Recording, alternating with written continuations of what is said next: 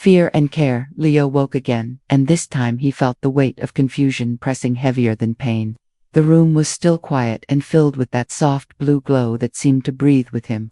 His leg no longer throbbed and his burns were no longer screaming, but his heart still raced. He was not supposed to be here, he was not supposed to be alive. And yet this creature, this massive 9-foot alien, was still near him, watching over him.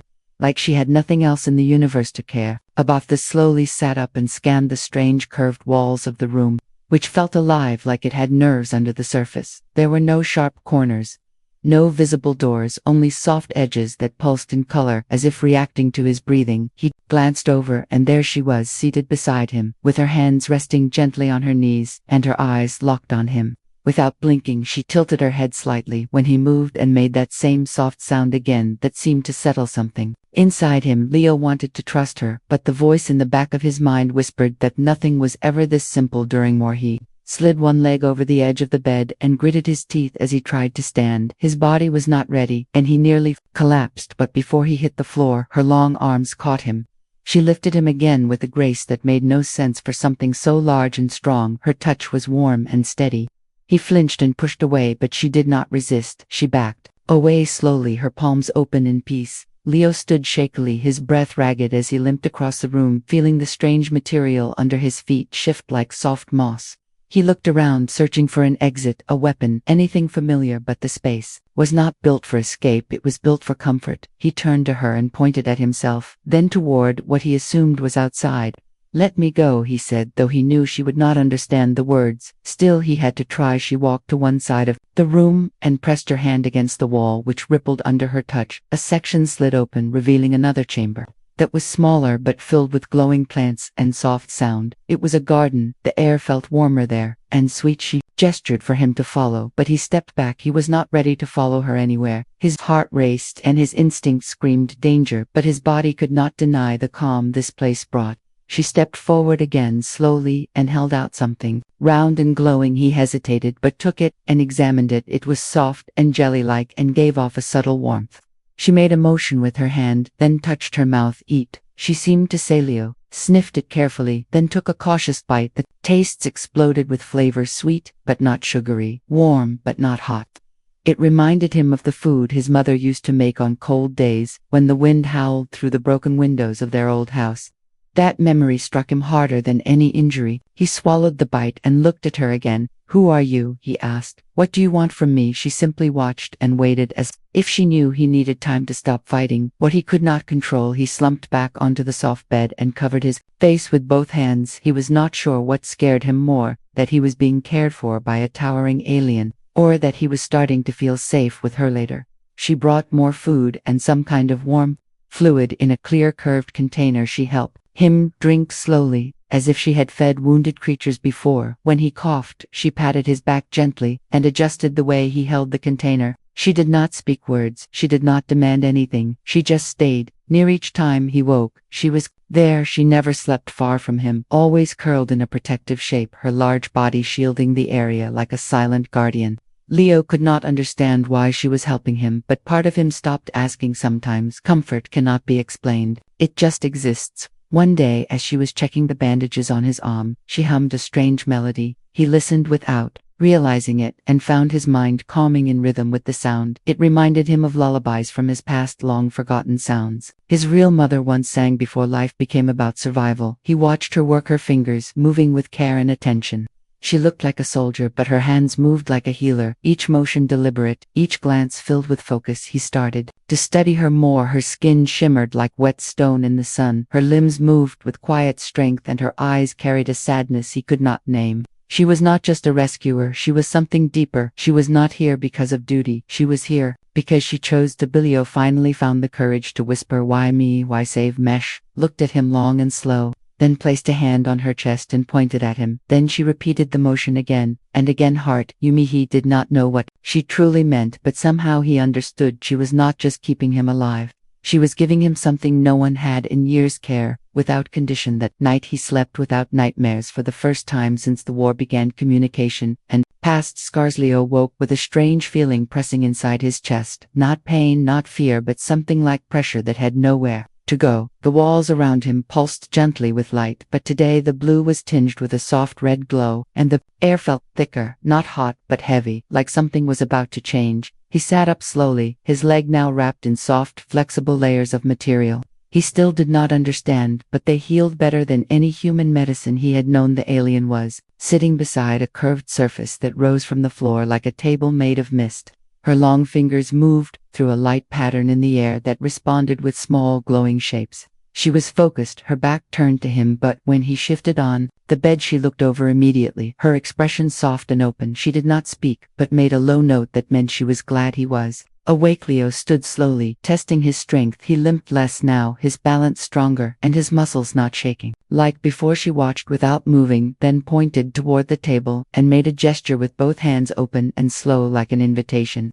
He nodded, unsure what to expect, and joined her. The surface lit up more as he approached and displayed symbols, lines and colors that changed depending on where she placed her hand. She pressed one spot and an image appeared, showing a planet in flames. Cities ruined, ships falling from the sky. The vision changed to show a smaller figure being pulled from wreckage and placed gently into her arms. Her expression in the image was one of unbearable sorrow. Leo watched in silence, his throat tight. She turned to him and touched her chest, then touched the smaller figure in the image, then looked at Leo for a long time before pointing at him again, slowly, gently, with eyes full of something he finally understood. She had lost someone small, someone who looked like him, not in body but in soul. He felt a wave of emotion rise in his chest and reached for the table, dragging his fingers through the glowing air, unsure how to respond. But needing to try, he drew a simple shape, a circle for Earth, then a smaller circle for him, then placed a jagged line through both and looked at her, then pointed at the burning city in her image and mirrored the gesture. We both lost. She nodded once, slowly, and placed her palm over his drawing, then over her own, then left her hand hovering in the space between. Leo stared at her and felt something inside shift. He had seen death so many times and pain so many ways, but this moment, this quiet connection between two beings who shared nothing in common except loss, made him feel more human than he had felt in years. He picked up a small object from the surface, a kind of stylus, and began to draw slowly. He drew his family, his home, his mother's smile before the war, took everything. Then he looked at her and pushed the tool into her hand and waited. She took it with a curious glance and began to draw a series of flowing shapes, not quite human, not quite alien, each form surrounded by curved lines that looked like arms or waves, or maybe light. He leaned in and studied the drawing, then pointed to the smallest figure in the middle, and then to himself. Her eyes widened slightly, and she placed her hand over his heart again, then over her own, and held it there a moment longer than before. He took the tool again, and drew a shape, like a heart, not anatomically correct, but the kind that humans use to show love. She watched, then copied the symbol slowly, her version crooked and strange, but she smiled at him, and held it up as if it meant something powerful. They spent hours like that, sharing shapes and sounds and pieces of memory, without needing full language, just gestures, tone drawings, emotion. Later, she showed him a large curved surface on one wall that responded to touch and light. It showed star maps, routes, paths between systems. She pointed to one system marked in a bright golden ring, then to another, with a dull blue glow, then placed both her hands in the center, and looked at him. He understood that something was coming, something far bigger than either of them, something involving both their worlds. The war that had taken her child and his peace was still burning across the stars. She walked to a section of the wall and pressed her palm into it, and a compartment opened, revealing a smooth, flat piece of glass-like material. She handed it to him and waited. He touched it, and it glowed, then showed his name, his rank, his status as missing in action, his military tag still broadcasted somewhere, and she had found it. He looked up at her and asked softly, "You saved me when you could have left me." Why? She placed the object aside and reached out with both hands, gently holding his face, her fingers cool and careful. She did not need words. Her eyes said everything she had lost and he had lost, and somehow the universe had placed them in the same breath of time and space so they could remind each other what care looked like. Leo closed his eyes for a moment and allowed the silence to wrap around him, not like a prison but like a home. He would never be able to explain this to anyone, not the feeling, not the reason, but it was real. This was not a battlefield anymore. This was something else, and maybe, just maybe, He was no longer a soldier here, maybe he was a son healing and bonding. The days passed without names or numbers, but Leo could feel his body growing stronger and his thoughts becoming clearer. Each time he woke, he found her there, never far away. Her tall figure always calm, her presence steady and warm. The room responded to her movements, lights shifting with her breath, as if the place itself was alive and listening. He no longer feared her. And the silence between them was no longer filled with tension, now it held something else. Something safe, something sacred. Sometimes she would hum that strange melody while preparing his food or adjusting the healing wrap around his arm, and it would echo through the space, like a lullaby from another world. Each note seemed to pull pain out of him and replace it with something soft and whole. One day, as he walked slowly around the room, he noticed a different panel glow along the wall. It pulsed softly, and he placed his hand on it. Without knowing why, the wall shimmered, then revealed an opening that led to a narrow hallway, curved and smooth like the inside of a living creature. He turned back, and she was there watching, but not stopping him. He took that as permission and moved forward. Step by step, each wall breathing gently, as if guiding him. He reached a second chamber filled with floating lights that danced like fireflies in slow motion. At the center of the space stood a structure shaped like a giant cradle carved from a single piece of glowing stone. It looked like it had not been used in years. He turned to ask what it was, and she entered the chamber slowly, her head bowed, her hands clasped in front of her. She walked to the cradle and touched it with a tenderness that made his chest tighten. Then she looked at him and raised her hand, showing him a small object, a pendant shaped like a spiral. He had never seen anything like it before. She placed it into his hand and closed his fingers around it, then rested her hand over his heart. Again her eyes locked with his, and in that silence he saw everything she had lost. The cradle was once her child's. The pendant belonged to the one who never got to grow. The war had taken that away from her, and now, somehow, the universe had placed Leo in her path, as if trying to return what it had stolen. He held the pendant tightly, and without thinking reached up and touched her shoulder gently. She lowered her head to his level, and for a long moment, they simply existed there, together, human and alien. Both broken, both healing, not with words, but with presence. That night, he told her stories, using gestures and broken symbols on the wall, drawings of earth, of blue skies and green trees, of the ocean that roared like thunder and of the wind that danced through tall grass. He drew a house with a crooked roof and a swing in the front yard, and pointed to himself smiling. She watched every line he drew, then responded by drawing her own world, her own home, once filled with lights and colors and songs from the skies. She showed him a creature that looked like a cross between a bird and a cloud, and drew herself beside it, smaller, not yet grown. She shared her past with him, and they built a bridge between their lives, one image at a time. Later, she brought a piece of fabric woven from thin glowing threads and draped it over his shoulders. It shimmered with color and wrapped around him like a blanket made from light. He looked at her confused, and she tapped her chest, then his, then wrapped her arms around him. He understood this was her way of saying family. His body had healed, but his heart had been bleeding since long before the battlefield, before the orders, before the loss and the sound of explosions.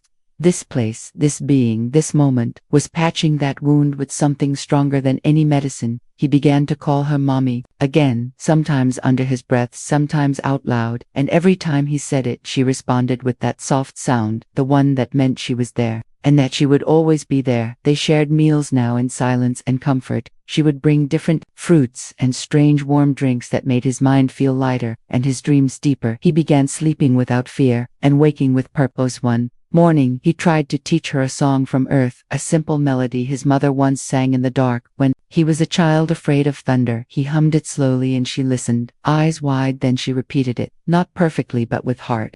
The song echoed through the space in two voices, human and alien, not meant to blend but beautiful anyway. Their connection had grown into something neither of them could explain, and neither needed to. They did not speak the same words, but they spoke the same truth through touch, sound, gesture, and silence. They told each other everything. He was no longer a lost soldier. She was no longer a grieving mother. They were something new together. The universe had taken everything from them, but somehow, in its silent mystery, it had given something back. Not war, not victory, but healing. And in that healing, they found something stronger than blood. Threat returns. The silence of the sanctuary had become Leo's new heartbeat, steady, quiet, and calm. Each day, he walked a little further through the glowing halls of the strange home that had become his refuge. Each night he sat with her beside the soft lights that pulsed like stars, and they shared drawings, gestures, and the music of their two broken worlds. He had stopped asking why he had been saved, and had started asking how he could give something back to the one who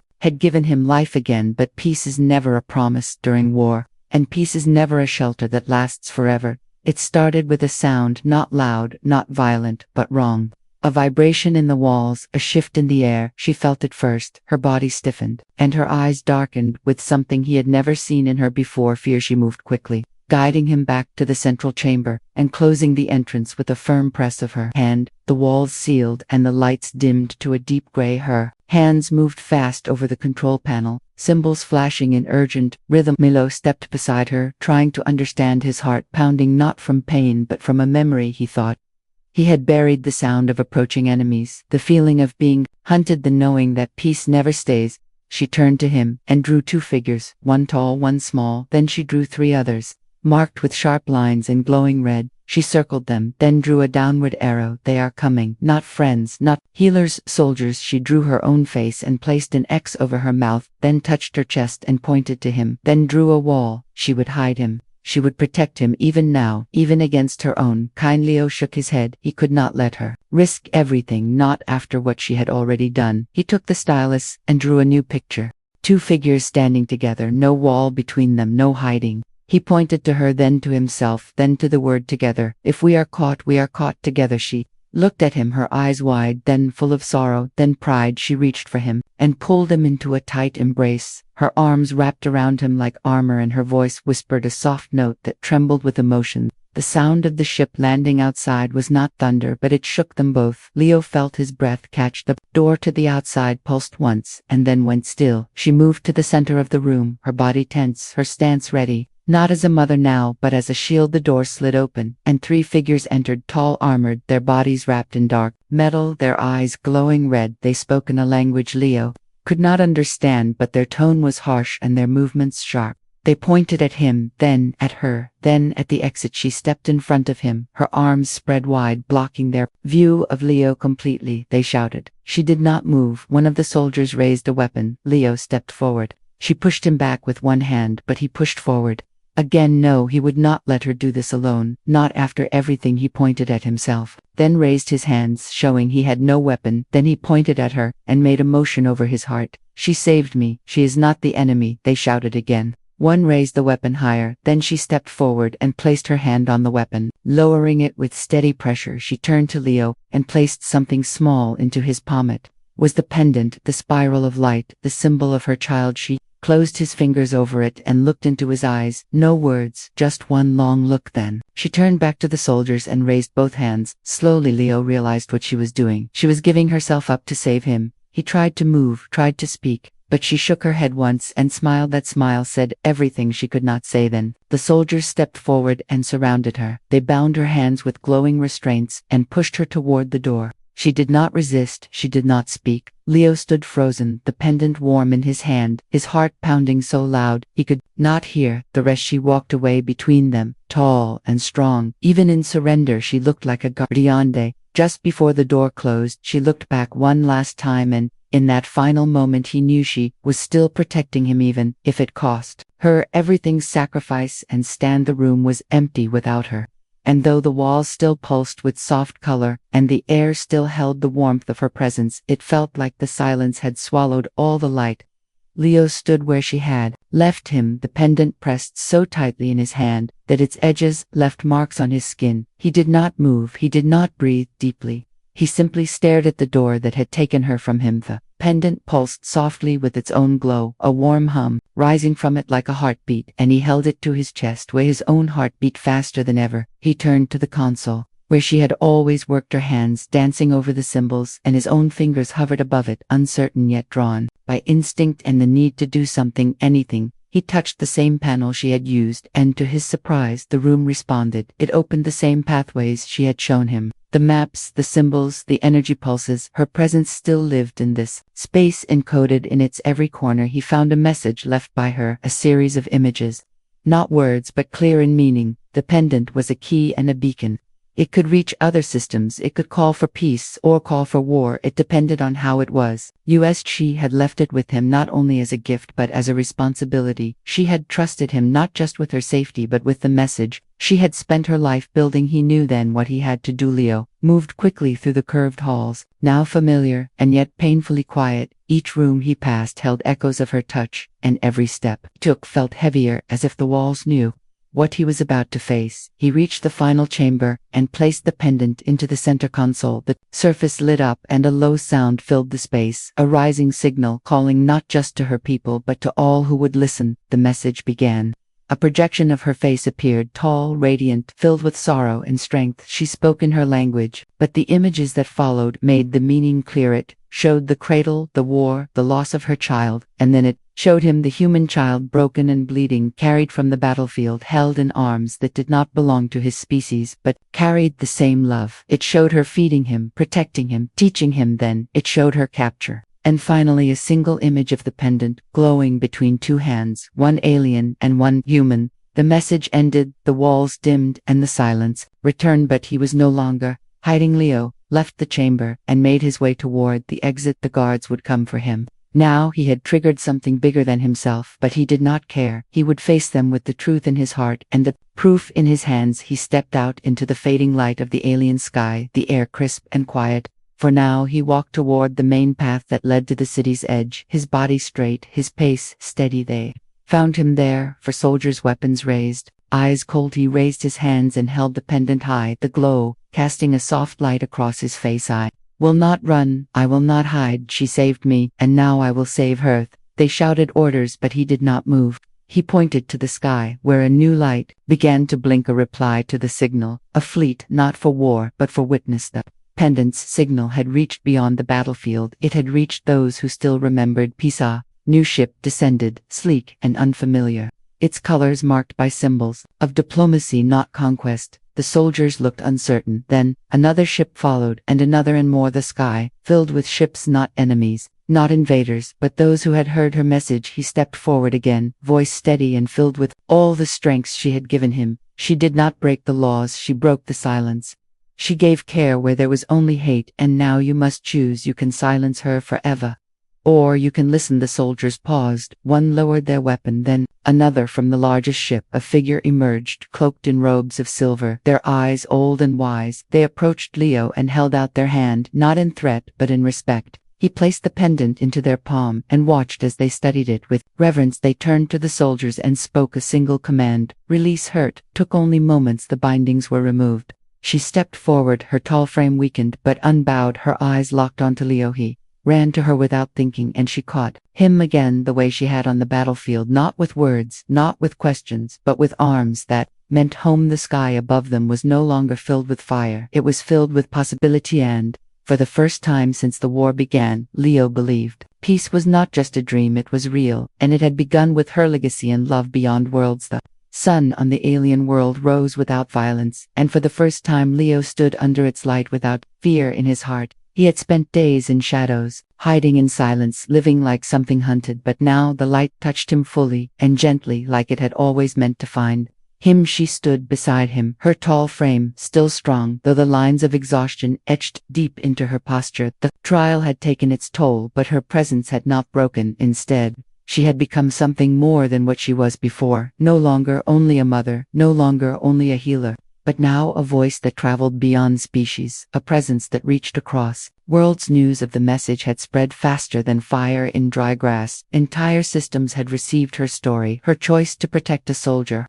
her grief, her courage, and her decision to love beyond blood, beyond species, beyond logic. The halls of the diplomatic chamber were no longer silent. They echoed with languages from more worlds than Leo could count. Banners of peace now hung from the high domes. The kind of peace that did not come from war but from understanding, born out of pain shared by those who had no reason to care but did anyway. You stood before them not as a soldier, not as a human among aliens, but as a witness of what care could do. He had been broken on a battlefield, left to die among ash and fire, and instead of a bullet, he had been met with arms that held. Instead of orders, he had been given comfort. When he spoke, they listened, not because his voice was loud, but because his truth was real. He told them what she had done without needing to. He told them about the room where the walls breathed like lungs, the food that tasted like forgotten memories, the song she hummed in the quiet, the way she taught him to live again without saying a word. He told them about the pendant, about the image of her child, about how love had not died when her child did it, had simply waited until it found someone else to protect the chamber, was quiet when he finished. Then the elder who had first taken the pendant stood and declared her not a traitor, but a protector of life, a guardian of peace, a symbol of what they could become if they chose care over command. She was given a new title, not one of rank or war, but one of spirit, Matari Elan, which meant mother. Who chose Leo stayed with her long after the halls emptied. They returned to the sanctuary, the only place that ever felt like home together. They restored the garden, they sang the lullabies they had taught each other. They opened the cradle room once more, not to mourn but to remember. He placed the pendant back into its place now. It no longer pulsed with sadness, it glowed with hope, and they began to invite others, not just humans, not just her people, but any who were lost. Any who had forgotten how to heal. The sanctuary became a place of recovery, a place of bonding, a place where enemies could sit side by side and be still. Years passed. Leo never returned to Earth. Not because he could not, but because he had found something greater than what he left behind. He built a school with her, not a school of books, but of connection, where children of different species learned not war, but how to see each other fully. When young ones asked him why he stayed, he would smile and point to the tall figure who moved through the gardens with her hands full of light and her voice full of songs. She saved me and I stayed to make sure no one forgets what she did. She would never be called just alien again. She would never be feared for her size or silenced for her strength. She became a story told across planets, the giant who took in a wounded soldier, not because she had to, but because her heart still worked even after everything. And he became more than the boy she carried from war. He became her voice. When others could not hear her, he became her son, not by birth but by choice. In the quiet of the garden, under the twin moons of her world, they often sat together, no longer needing to speak. He would hum the song she learned from him, and she would draw shapes in the sand, one symbol always the same, a circle within a circle, one life saved, one world changed, love beyond worlds forever. The message that touched the stars' ears had passed like wind across forgotten fields, and Leo no longer looked like the boy who once bled on the battlefield. He walked with purpose now, not like a soldier returning to war, but like a messenger, carrying a fire that could not be put out. His skin bore faint scars from old wounds, but his heart carried something far deeper, the imprint of love that came without demand, without name, without reason. He sat beneath the silver trees, where the sky shimmered like flowing rivers above him, and children from 5 different species gathered at his feet. They laughed without fear, they played without borders, they called him teacher, but he never taught them facts, he only taught them how to feel. The giant figure stood nearby, her eyes soft as ever, her hands weaving new cloth from light and song. She never grew tired, she never complained, and even though her voice had no human shape, it could calm storms in the mind and plant peace where rage once lived. One small child asked him once why she chose you. Leo smiled and looked at the pendant now hanging from a tall tree where sunlight always touched it, and he answered, because she knew pain and she chose not to pass it on. She chose to break the chain, she chose to carry another child, pointed to the stars and asked if Earth was still angry. Leo paused and said softly, Earth is still learning, like all of you. She remembered the day he first called her mommy,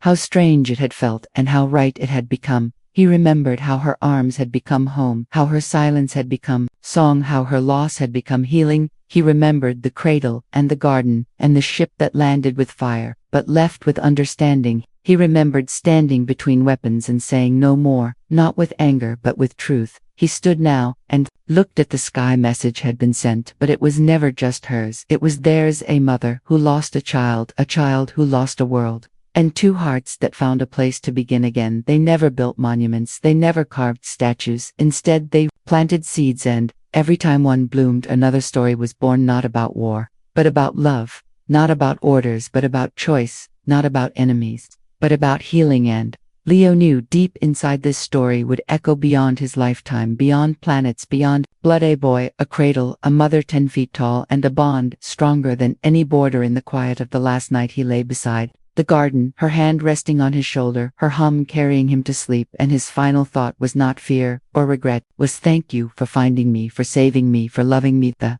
Stars above shimmered in perfect silence, and the garden below bloomed in perfect peace. The story had ended, but the message would never fade. The end.